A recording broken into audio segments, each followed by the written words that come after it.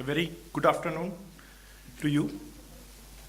I think a lot has been said, and in a very passionate presentation of Professor Mantha and Professor Ray, I just want to re-emphasize what they have said and what is being done in Germany, what are the lessons we can learn from there, and in that way, how the skills education and training is being imparted in Germany and what we are being doing in India to contribute our little bit of contribution towards this 500 million targets of skilling of India. So just very briefly about this organization I represent, German International Cooperation in English, it is called.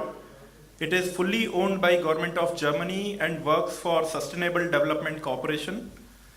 And it works on behalf of Government of Germany, but also it works on behalf of other national government, international bodies and private sector.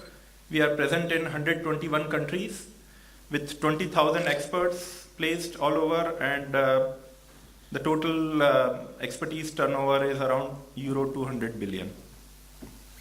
So coming to skill gaps in India, Professor Ray was mentioning, Professor Mantha was mentioning about this 500 million people to be trained in next 10 years. And just to give you some more data to complement their already given information, that we add around 12.8 million people in the labor force every year. Out of them, 40% are illiterate. Professor Mantha gave us the statistics about those who are passing through 12th standard and 10th standard. But out of this 12.8 million, 40% still are illiterate. 25% are already primary educated, and there is the total capacity of training only 3 million people every year in India. So there is a gap of around 10 million people for training. So what are the initiatives? A very good initiative we have heard today about this National Vocational and Educational Qualification Framework, which is coming up, but also there is National Skills Development Corporation set up for viability gap funding of skills training initiatives. Massive expansion is planned to increase the capacity fourfold by way of setting up new ITIs, new polytechnics, skills development center, vocational schools. Then these ITIs are getting modernized under PPP model. Sector skill councils are getting created for supporting this initiative. But still, what are the challenges? Like Professor Ray was throwing this question, we always talk about the numbers, but what is holding us behind? Why this is having a lot of problem to accept the skills as a profession? So the challenges are still industry is keeping itself behind, not coming forward and taking part in this whole initiative. Then trained and qualified teachers are very much in demand and very much in shortage. Then so far as there is no vertical mobilities for vocationally trained people to go higher for bachelor education or for higher their professional qualification and advance in their career. Now we listen that there is something coming on the horizon which will help them. And still the courses are very traditional, they are not getting updated and not in sync with the industry needs. So there is a gap between demand and supply, and this gap has a mismatch in quantity, in quality and in relevance.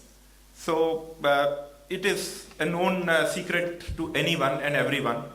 So what is to be learned and what can be done? So there is a challenge at three levels: at the level of individuals, level of enterprise and level of society. So when you look India, as the previous speaker also emphasized, there is a bias towards white collar job. So we are top heavy and bottom weak. We are having very good IITs level education. I am also from an IIT, 2 IITs in fact. But our bottom is really very weak. At the skills level, we are very poor. So we are lacking the capacity to act. So how to nourish the skill to act, create and transform? This is one question we have to ponder over. Then a dilemma that we pursue the short-term objective and lose the long-term focus. So the enterprises, the industries are just waiting in their own shelves, looking for the competent and trained people coming to their premises. But they are not coming forward and contributing to make the person competent by way of linking with the institutions. So they go by the short-term objective. They don't, not thinking in long-term basis. So it needs a collective action at the level of enterprises. And at the level of society also, this pressure of 500 million people to be trained in 10 years, agro sector, inclusive growth, which makes only when there is more job-rich growth, and there has to be a massive job creation. So how to create income and employment for the masses of poor and youth? So what do we learn from Germany? If you see the green boxes, I'm sorry, Ben, this doesn't work, so yeah.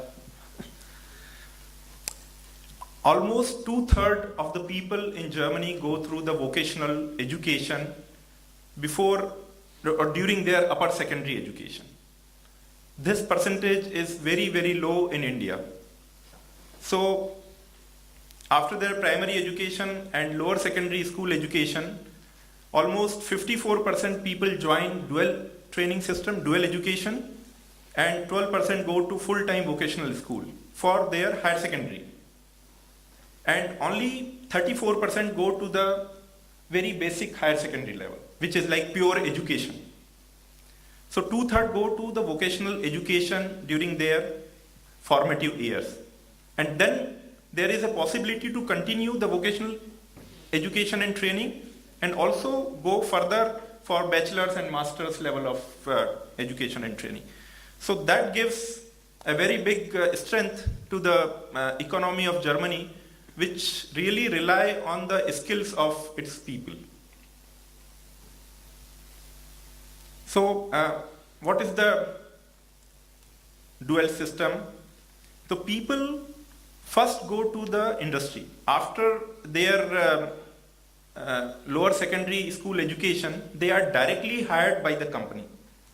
So this is a very big difference. They are not going to school in vocational school like ITI or ITCs. In dual system, they are hired directly by the company as an apprentices.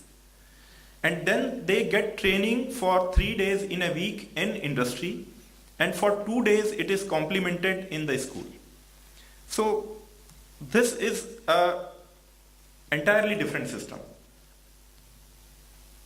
So a student from the day one know that he has a job available in his hand. They are paid by the industry. So industries are contributing in the vocational education and training. They pay a little stipend. They train them in their own industry, on their own system, on their own technology. And the theoretical part is complemented in the schools. And then these industries take the decision of final hiring after their education is completed. The certification is also done by the chambers and industries themselves, which has the full recognition of the government. And this is how, in harmonious way,